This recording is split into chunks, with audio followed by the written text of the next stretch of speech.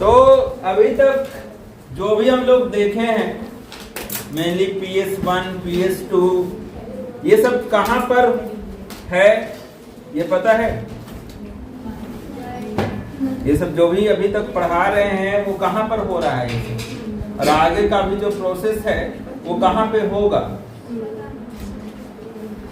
तो देखो, तो स्टार्ट करते हैं सनलाइट से, क्योंकि फोटोसिंथेसिस स्टार्ट होता है सनलाइट जब रहेगा। तो सनलाइट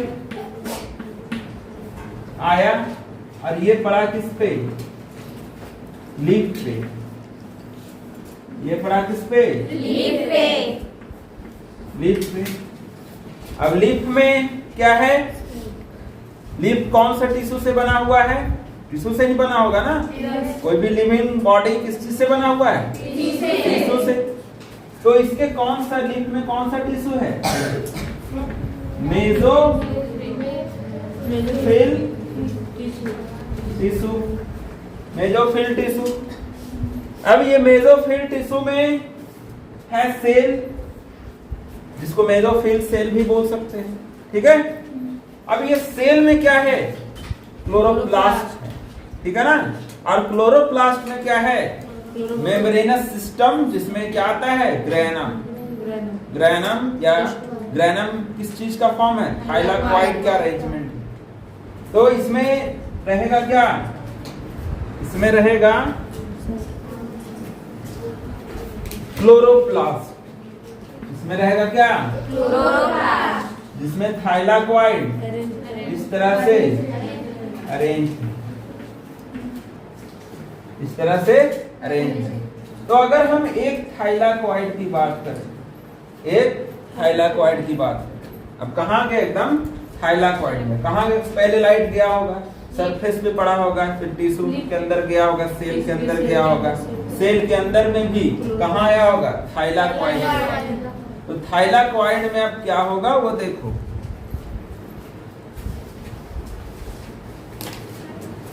तो अब हम लेते हैं बस थाइलाकॉइड, एक थाइलाकॉइड, ठीक है ना? बस एक थाइलाकॉइड। तो इसमें क्या है? इसी में है क्लोरोफिल। जो भी प्लांट के लीफ में या फिर प्लांट में जो भी पिगमेंट होता है जो लाइट को पकड़ता है, वो सब पिगमेंट कहाँ पर है? थाइलाकॉइड का मेम्ब्रेन। और यहीं पर है PS2 और PS1। PS2 मान लो एक को, एक PS1। PS1 PS2 इसी के मेम्ब्रेन में फिट, ठीक है? अब लाइट आएगा कहां पर? दोनों सिस्टम पे पड़ेगा लाइट, PS2 PS1। तो पहले कौन एक्साइट हो जाएगा? PS2, क्योंकि वो उसको कम ही वेवलेंथ का लाइट चाहिए, 680 नैनोमीटर में ही वो एक्साइट हो जाएगा। तो वही लाइट पड़ा अल्टीमेटली कहाँ? PS2 में, जिसको बोलते हैं P680। तो जैसे ही लाइट पड़ा, इसमें से इलेक्ट्रॉन हायर स्टेट में चला गया, एक्साइटेड स्टेट में चला गया, ठीक है ना? लेकिन ये जो इलेक्ट्रॉन निकला है, वो इलेक्ट्रॉन कौन दिया? यहाँ पर जो पिगमेंट्स है क्लोरोफिल, वो अपना इलेक्ट्रॉन दिया है? नहीं, वो अपना इलेक्ट्रॉन नहीं दे सकता, क्योंकि अगर लगातार तो फोटोसिंथेसिस हो ही रहा है, लगातार तो फोटोसिंथेसिस भाई लगातार 2 इलेक्ट्रॉन देते जाएगा, तो इसके पास तो ये तो ऑक्सीडाइज हो जाएगा, ये खत्म हो जाएगा, ठीक है ना? और इसको तो हमेशा रहना है यहाँ पर सिस्टम में बने हुए, ताकि फोटोसिंथेसिस लगातार होते रहे। और यही अगर डिस्ट्रॉय हो जाएगा, क्योंकि इलेक्ट्रॉन देने से इसमें डैमेज आएगा, ऑक्सीडेशन होगा इसमें, ठीक है ना? तो इलेक्ट्रॉन इसके पास यहाँ से ये अपना इलेक्ट्रॉन लगातार नहीं दे सकता, तो इसके पास क्या होता है? लगातार इलेक्ट्रॉन सप्लाई होता है, कहीं से इलेक्ट्रॉन हमेशा सप्लाई हो रहा है। कहां से हो रहा है? तो ये थाइलाकॉइड में बोले थे कि अंदर क्या भरा हुआ है? वाटर। इस थाइलाकॉइड के अंदर क्या भरा हुआ है? वाटर, ठीक है ना? तो ये जो एनर्जी आ रहा है लाइट एनर्जी, वो लाइट एनर्जी से यहाँ पर जो वाटर है, इसके कांटेक्ट में जो वाटर है, PH2 कांटेक्ट में यहाँ पर जो वाटर मॉलिक्यूल है वो टूट जाता है उस एनर्जी से। जैसे कि हीट एनर्जी देंगे तो वो क्या हो जाएगा, टूट जाएगा वाटर, ठीक है ना। तो वो जो एनर्जी मिल रहा है लाइट एनर्जी, उसी लाइट एनर्जी के मदद से यहाँ पर का वाटर जो है वो टूटना स्टार्ट हो जाता है। तो वाटर जब टूटेगा ना तो क्या बनेगा, H2O जब टूटेगा तो बनेगा हाफ O2 और 2H प्लस प्लस 2 इलेक्ट्रॉन बनेगा, ठीक है ना। जब भी वाटर टूटेगा तो ये ऑक्सीजन का आधा मॉलिक्यूल, हाफ मोल और 2 हाइड्रोजन प्लस 2 प्रोटॉन निकलेगा, 2 इलेक्ट्रॉन निकलेगा। H प्लस को क्या बोलते हैं, प्रोटॉन, और 2 इलेक्ट्रॉन निकलेगा, ठीक है ना। तो 2 इलेक्ट्रॉन ये जो निकला, यही रिएक्शन सेंटर को मिल जाएगा, यही रिएक्शन सेंटर को मिल जाएगा। और ये हमेशा इलेक्ट्रॉन देते रहता है, वाटर टूटते रहता है और इलेक्ट्रॉन देते रहता है, और वही वाटर टूटता है तो यही ऑक्सीजन बनते रहता है और ऑक्सीजन बाहर निकलते रहता है। तो वो ऑक्सीजन जो निकल रहा है, हम लोग को मिल रहा है, वो ऑक्सीजन कहाँ से मिल रहा है, यहीं से मिल रहा है, ठीक है ना। Due to splitting of water, इसको बोलते हैं स्प्लिटिंग ऑफ वाटर, वाटर का टूटना। वाटर जब टूटता है सनलाइट से तो वहां से क्या निकलता है, ऑक्सीजन, और वही ऑक्सीजन एटमॉस्फेयर में रिलीज होता है, ठीक है। तो यही याद रखना। और ये कहां पर हो रहा है, थाइलाकोइड के अंदर। थाइलाकोइड के अंदर वाला जो वाटर है वही टूट रहा है और उसी से क्या निकल रहा है, ऑक्सीजन और इलेक्ट्रॉन यूज हो रहा है इसका फोटो सिस्टम में, ठीक है ना। और ऑक्सीजन निकल जा रहा है बाहर, ठीक है ना। तो अब ये इलेक्ट्रॉन लगातार मिल रहा है, उधर ऑक्सीजन भी बन रहा है। अब ये इलेक्ट्रॉन लगातार मिलते रहने से यहाँ पे इलेक्ट्रॉन जमा होगा। अब ये इलेक्ट्रॉन ये यहाँ से एनर्जी लेके हायर स्टेट में चला जाएगा, ठीक है ना।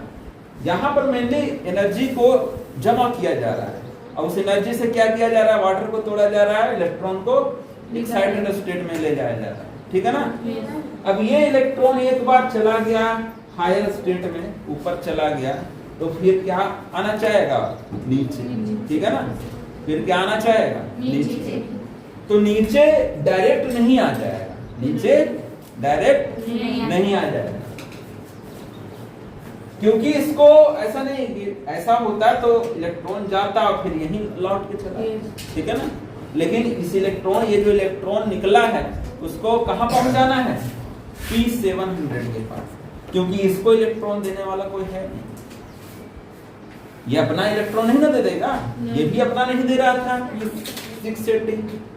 इसको तो इलेक्ट्रॉन कौन दे रहा है, वाटर। लेकिन यहाँ पर वैसा वाटर टूटता नहीं है, ठीक है ना। तो इसको नहीं इलेक्ट्रॉन मिलेगा तो ये काम नहीं करेगा। तो P680 ये इलेक्ट्रॉन इसको ट्रांसफर कर देगा। कैसे, तो पहले तो ये हायर स्टेट में ले जाएगा, एक्साइटेड स्टेट में, फिर इसको धीरे धीरे अलग अलग इलेक्ट्रॉन एक्सेप्टर के माध्यम से पहुंचा दिया जाता है, कहाँ, P700। तो ये सब जो भी बीच में लिखे हैं ये सब क्या काम कर रहा है, इलेक्ट्रॉन ट्रांसपोर्ट सिस्टम, मतलब इलेक्ट्रॉन को ट्रांसपोर्ट कर रहा है, कहां से, प्राइमरी एक्सेप्टर से P700।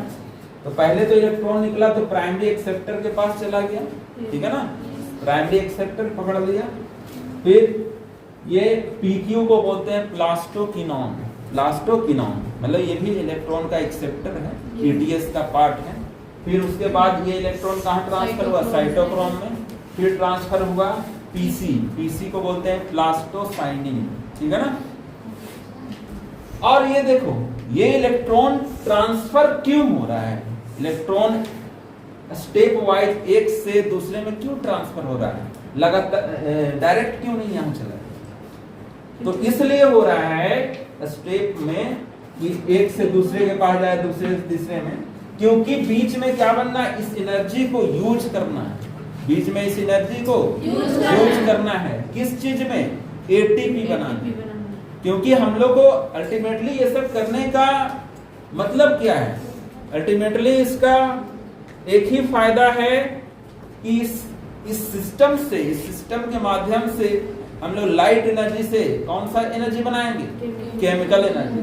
और वो केमिकल एनर्जी कौन सा है? एटीपी। तो हम लोग इसी को बनाने के लिए, एटीपी को बनाने के लिए, ठीक है ना, ये सब सिस्टम बनाए हैं, ठीक है ना। तो एटीपी बना, ये सब ये जो एडीपी और आईपी है इसको क्या बोलते हैं? ADP plus IP. क्या है कि एटीपी था पहले, इसको बोलते हैं adenine dinucleotide phosphate. Adenine dinucleotide phosphate, ADP को फुल फॉर्म है एडेनिन डाइन्यूक्लियोटाइड फॉस्फेट, ठीक है ना। अब इसमें जुड़ जाएगा, एडीपी में जुड़ जाएगा आईपी, मतलब डाई से पहले 2 फॉस्फेट था, अब क्या हो जाएगा? ट्राई फॉस्फेट हो जाएगा, 3 फॉस्फेट हो जाएगा। डाई से एडीपी से क्या बन जाएगा? एटीपी, एडेनोसाइन ट्राई फॉस्फेट बन जाएगा। पहले डाई फॉस्फेट था, अब एक और इलेक्ट्रॉन जोड़ दिया तो बन गया क्या? Try phosphate. तो उसको जोड़ने के लिए चाहिए था एनर्जी, और वो एनर्जी कहां से ले लिया? ये जो इलेक्ट्रॉन के पास एनर्जी था उसी एनर्जी को यूज करके एडीपी से एटीपी बना लिया, ठीक है ना। एडीपी से एटीपी बना लिया। फिर आगे पहुंचा P700 के पास इलेक्ट्रॉन, ये इलेक्ट्रॉन को P700 तक। अब यहाँ पर भी लाइट पड़ रहा है, यहाँ पर भी लाइट पड़ रहा है, तो ये लाइट फिर से यहाँ पर जब इलेक्ट्रॉन पहुंचेगा, ये इलेक्ट्रॉन पहुंचेगा रिएक्शन सेंटर के पास, तो फिर से एनर्जी लेकर फिर से एक्साइटेड स्टेट में जाएगा, ठीक है ना। फिर से कोई प्राइमरी एक्सेप्टर होगा इसका, वो पकड़ लेगा इलेक्ट्रॉन को, फिर से पकड़ेगा, पकड़ के फिर से वैसे ही स्टेप वाइज ईटीएस में ट्रांसफर करेगा, और अल्टीमेटली एक आता है एनएडीपी, ठीक है ना। और इसको मिल जाता है वो इलेक्ट्रॉन, इसको ये अभी ऑक्सीडाइज्ड स्टेट में NADP प्लस होता है। शुरुआत में ये NADP प्लस के फॉर्म में इधर उधर घूमता रहता है। ये भी क्या है? एनर्जी देने वाला मॉलिक्यूल। जैसे ATP होता है हमारे पास, हम लोग में सिर्फ हम लोग के पास सिर्फ ATP होता है। कोई भी रिएक्शन कराने के लिए हमारे बॉडी में जो भी रिएक्शन हो रहा है उसको कराने के लिए ATP चाहिए, तो हमारे पास सिर्फ ATP होता है। एनिमल्स के पास ATP होता है, लेकिन प्लांट्स के पास ATP भी होता है और NADP भी होता है। तो NADP में से क्या एनर्जी निकला हुआ है, तो इसको एनर्जी देने लायक बनाना है तो किस फॉर्म में बदलना पड़ेगा? NADPH में। जैसे कि ADP प्लस में एनर्जी निकला हुआ था, इसको एनर्जी देने लायक बनाना है तो इसको पहले कन्वर्ट करना पड़ेगा किसमें? ATP। तो इसीलिए ADP को ATP में कन्वर्ट किया और NADP प्लस को NADPH में कन्वर्ट किया। अब ये भी एनर्जी देगा और ये भी एनर्जी देगा। तो ये पूरे सिस्टम का क्या फायदा हुआ कि लाइट एनर्जी जो भी मिल रहा था उससे हम क्या बना दिए? ATP और NADPH, ठीक है ना। अल्टीमेटली इसका फायदा यही निकला, इंपॉर्टेंस यही है कि सिस्टम से क्या बना? ATP और NADPH। तो ये अभी तक क्या हुआ, जैसे कि हम लोग को खाना बनाने के लिए चूल्हा जलाना पड़ता है, वैसे ही ये अभी फोटोसिंथेसिस होने के लिए अभी चूल्हा जला है बस। यानी कि जो एनर्जी चाहिए था, हमको हीट एनर्जी चाहिए ना इस चीज को पकाने के लिए, तो इसको भी फोटोसिंथेसिस के लिए भी एनर्जी चाहिए। तो कौन सा एनर्जी चाहिए? ATP और NADPH। और ये एनर्जी कहाँ से बना? Light energy. ये लाइट एनर्जी से, ये क्या है? केमिकल है ना, ATP NADPH। तो लाइट एनर्जी से केमिकल एनर्जी बन गया ना। तो इसका यही फायदा हुआ है, ठीक है ना।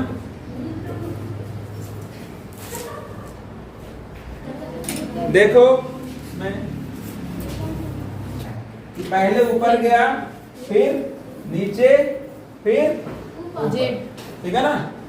तो देखो इसको बोलेंगे अपहिल, इसको बोलेंगे क्या अपहिल, मतलब ऊपर जा रहा है तो अपहिल और नीचे जा रहा है तो डाउनहिल। तो अपहिल, डाउनहिल, फिर अपहिल, फिर डाउनहिल। तो अपहिल डाउनहिल होता है और ये एक तरह से जिगजैग टाइप का प्रोसेस हो रहा है ना, ऊपर नीचे कुछ हो रहा है तो उसको बोलेंगे क्या जिगजैग। एक लाइन में तो नहीं हो रहा है, ठीक है ना। तो इस जिगजैग सिस्टम को क्या बोलते हैं, जेड स्कीम, क्योंकि जेड के जैसा लग रहा है ना, जेड के जैसा लग रहा है, इसलिए इसको क्या बोलेंगे जेड स्कीम। इसी को बोलते हैं क्या जेड स्कीम, ठीक है।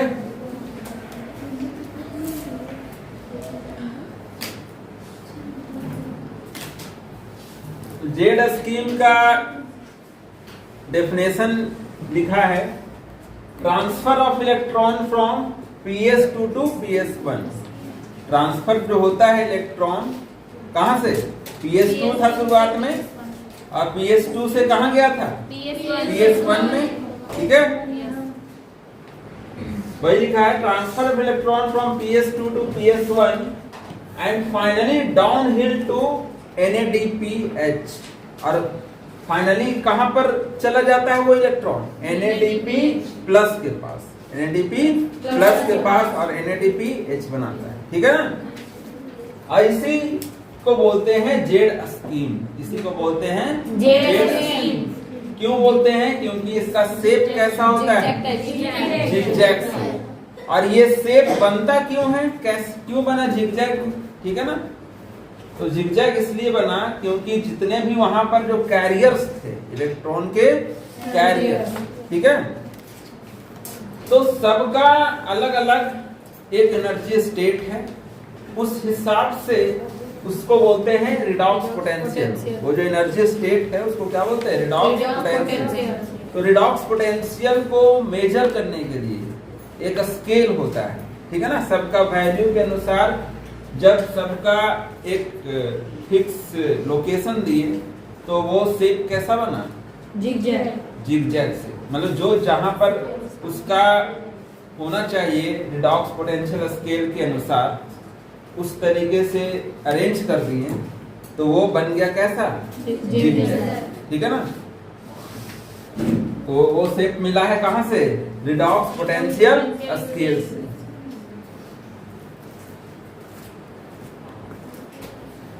तो फोटोसिंथेसिस में दो तरह का प्रोसेस होता है मेनली, एक होता है लाइट रिएक्शन का प्रोसेस और एक होता है डार्क रिएक्शन का प्रोसेस, ठीक है। तो लाइट रिएक्शन तो लाइट में ही होगा और डार्क रिएक्शन लाइट हो या ना हो वो हो सकता है, ठीक है। तो पहले लाइट रिएक्शन को पढ़ेंगे कि लाइट रिएक्शन में क्या क्या होता है, और दूसरा डार्क रिएक्शन के बारे में पढ़ेंगे, ठीक है। तो लाइट रिएक्शन में मेनली क्या होता है, लाइट रिएक्शन में एनर्जी बनता है। ये जो लाइट एनर्जी है इसको से ये एक तरह का फिजिकल एनर्जी है, इसको केमिकल एनर्जी में चेंज करेंगे। लाइट एनर्जी को किस एनर्जी में चेंज करेंगे, केमिकल एनर्जी में। और वो केमिकल एनर्जी कौन बनाएगा, कौन किस फॉर्म में बनेगा, ATP और NADPH, ATP और NADPH। तो जितना भी एनर्जी बनाना होगा वो सब किस में बन जाएगा, लाइट रिएक्शन में। और ये जो एनर्जी बना है लाइट रिएक्शन में वो यूज होगा किसमें, डार्क रिएक्शन। वही एनर्जी यूज होगा डार्क रिएक्शन में।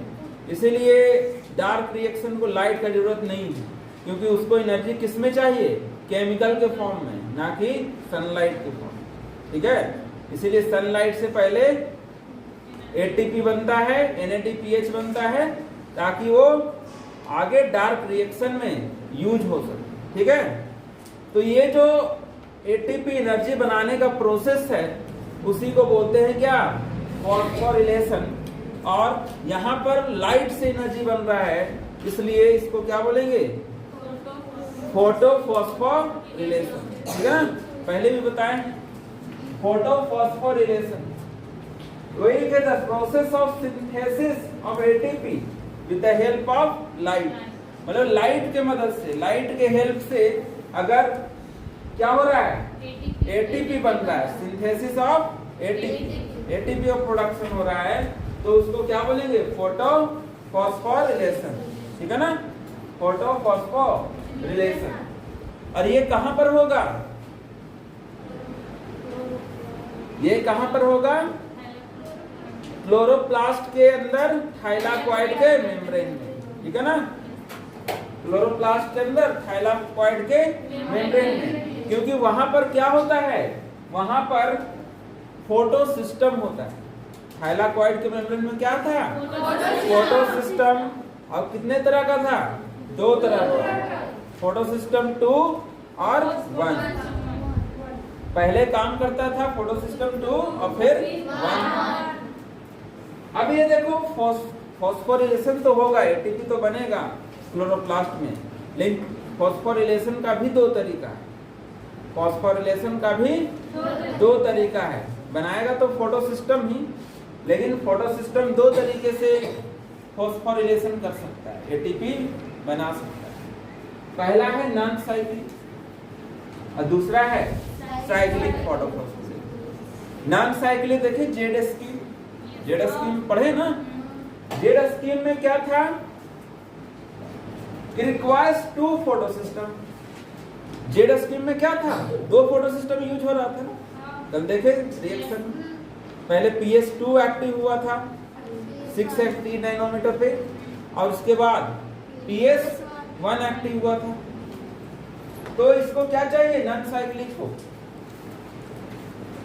2 फोटो सिस्टम। ठीक है ना, ये साइक्लिक और नॉन साइक्लिक क्यों बोल रहे हैं, अगर PS2 से स्टार्ट हुआ, इलेक्ट्रॉन निकला और फिर उसी सिस्टम पे आ गया, ठीक है ना, जिस फोटो सिस्टम से इलेक्ट्रॉन निकला उसी फोटो सिस्टम में फिर से लौट आया, तो उसको बोलेंगे साइक्लिक। मतलब जहां से आया था वहीं पे चला गया इलेक्ट्रॉन, तो बोलेंगे साइक्लिक। और अगर ऐसा नहीं हुआ, एक सिस्टम से दूसरे सिस्टम में गया, तो उसको बोलेंगे नॉन साइक्लिक। और ऐसा कौन था, जेड स्कीम, क्योंकि जेड स्कीम में इलेक्ट्रॉन कहां से कहां गया था, PS2 से PS1, PS2 से PS1 में। वही लिखा है, पहले फर्स्ट PS2 काम करेगा, फिर PS1 फोटो सिस्टम। ये फोटो सिस्टम में ऐसा क्या है जो लाइट को पकड़ रहा है, फोटो सिस्टम में क्या है, किस चीज से बना था photo system, chlorophyll, chlorophyll main pigment और एसेसरी पिगमेंट, ये सब से मिलकर बना था। उसमें क्या था फोटो सिस्टम में, रिएक्शन सेंटर था और लाइट हार्वेस्टिंग कॉम्प्लेक्स था, एंटीना जिसको बोलते हैं।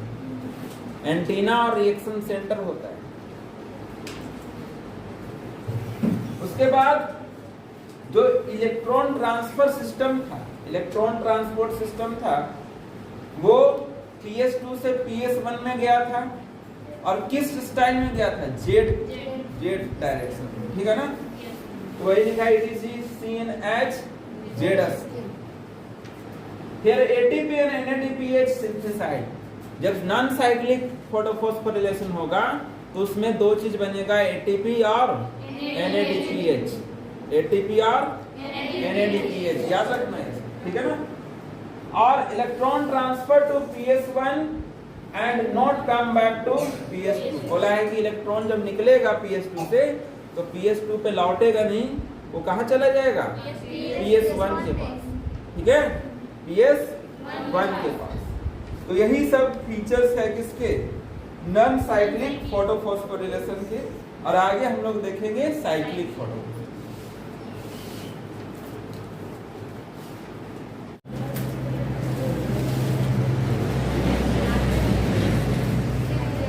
Cyclic photophosphorylation. साइक्लिक फोटोफॉस्फोरिलेशन मतलब क्या कि जहां से इलेक्ट्रॉन निकला था फिर वहीं से वहीं पे आ गया, ठीक है ना।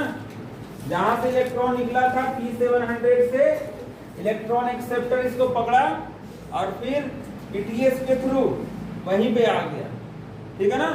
एक तरह के साइकिल में घूम गया, ठीक है। अब इसमें क्या है कि PS1 सिर्फ काम करेगा, इसमें बस एक ही फोटो सिस्टम काम करेगा। नॉन साइक्लिंग में था दो फोटो सिस्टम, PS2 से PS1 में जाता था, लेकिन यहाँ पर बस PS1 आए P700 और यहाँ से इलेक्ट्रॉन निकलेगा और फिर से चलाएगा कहाँ PS1 में, ठीक है, ETS के थ्रू। और ये जब ETS से पास कर रहा होगा, ठीक है, तो ये बनाएगा क्या, 2 ATP बनाएगा। क्योंकि कोई भी फॉस्फोरिलेशन हो रहा है तो उसमें ATP तो बनेगा ना, तभी तो उसको बोल रहे हैं फॉस्फोरिलेशन। बिना ATP बने कैसे उसको बोल देंगे फॉस्फोरिलेशन। तो यहाँ पर भी ATP बनेगा। कितना ATP बनेगा, 2 ATP, और इलेक्ट्रॉन जहां से निकला था वहीं पे आ जाएगा, ठीक है ना। इसमें बस यही याद रखना है। लेकिन ये कहां पर होगा, तो देखो, it occurs in stroma lamella when only PS1 is functional. ये कहां होगा, स्ट्रोमा लैमेला में। देखो स्ट्रोमा लैमेला कहां, तो दो ग्रैनम को जोड़ने वाला जो स्ट्रक्चर था उसी को बोले थे क्या, स्ट्रोमा लैमेला। तो इसके मेम्ब्रेन में होता है PS1, ठीक है ना। जब PS1 काम कर रहा होगा तो कब क्या होगा, साइक्लिक फोटोफॉस्फोरिलेशन, यानी कि इसके मेम्ब्रेन में, क्योंकि इसके मेम्ब्रेन में तो दोनों हैं, PS2 और PS1, ठीक है। The electron is circulated within the photosystem and the ATP synthesis occurs due to cyclic flow of electron। बोला है कि फोटोसिस्टम से निकलेगा, फोटोसिस्टम में ही आ जाएगा, और ATP बनेगा कैसे, ETS के थ्रू। ETS के जरिए क्या बनेगा, 2 ATP, वही लिखा है। इलेक्ट्रॉन सर्कुलेटेड मतलब घूम जाएगा, गोल गोल, सर्कुलेशन मतलब गोल गोल घूमना। विद द फोटोसिस्टम, फोटोसिस्टम में ही, एक ही फोटोसिस्टम के बीच, और इसको बोलेंगे क्या, cyclic flow of electron. The lamella of grana है PS1 and PS2, but stroma lamella तो बोल रहा है कि ये जो ग्रैना है, इसके मेम्ब्रेन में PS2 PS1 दोनों होता है। लेकिन स्ट्रोमा लैमेला में, ये जो स्ट्रोमा लैमेला है, ये क्या है, स्ट्रोमा लैमेला, इसमें बस क्या होगा, PS1 होगा, इसमें PS2 नहीं होगा, वही लिखा है। बट स्ट्रोमा लैमेला लेक मतलब कमी होता है किस चीज का, PS2 और NADP reductase enzyme, NADP reductase enzyme. क्योंकि नॉन साइक्लिक में देखे थे कि NADP बना था, NADPH बना था, NADP प्लस से NADPH बना था। H जुड़ रहा है तो यानी कि रिडक्शन हो रहा है, तो रिडक्शन कराने वाला एंजाइम को बोले थे रिडक्टेज, ठीक है ना। तो यहाँ पर NADP को रिड्यूस कराने वाला एंजाइम स्ट्रोमा लैमेला के पास नहीं होता है, ठीक है ना। इसलिए यहाँ पर साइक्लिक होगा, नॉन साइक्लिक नहीं होगा, क्योंकि इसके पास ना तो 2 फोटो सिस्टम है और ना ही NADP रिडक्टेज एंजाइम है जो कि NADPH बनाएगा, ठीक है।